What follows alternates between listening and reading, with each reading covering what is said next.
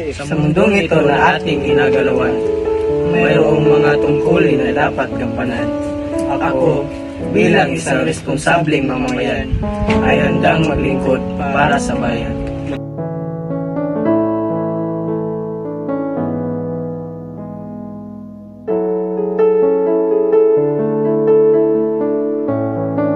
Simula pa lamang ang aking pagkabata, tinuruan na ako ng wasto at tama.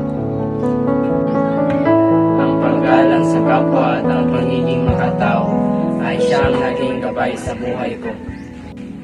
Sa ating komunidad, ako'y nakikilaw sa proyekto ng kabuluhan at payamanan.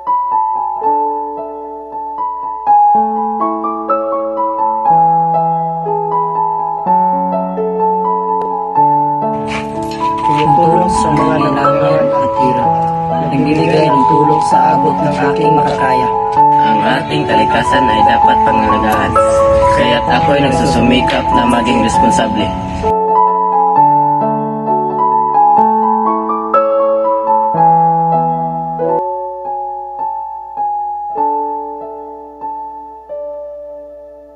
Nagtatanim ng puno, naglilinis ng kapaligiran, upang sa kinabukasan ito'y ating masaksihan.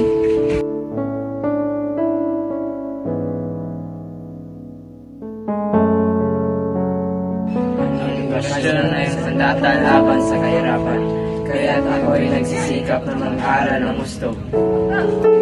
Upang sa kinabukasan, ako'y makapaglingkod sa bayan ko, sa mga taong aking iniinig. Ang pagiging responsableng mamamayan ay hindi lamang tungkulin, kundi isang karangalan. Ang paglingkod ng bayan ng walang hanggan ay siyang tunay na kahulugan ng pagiging Pilipino.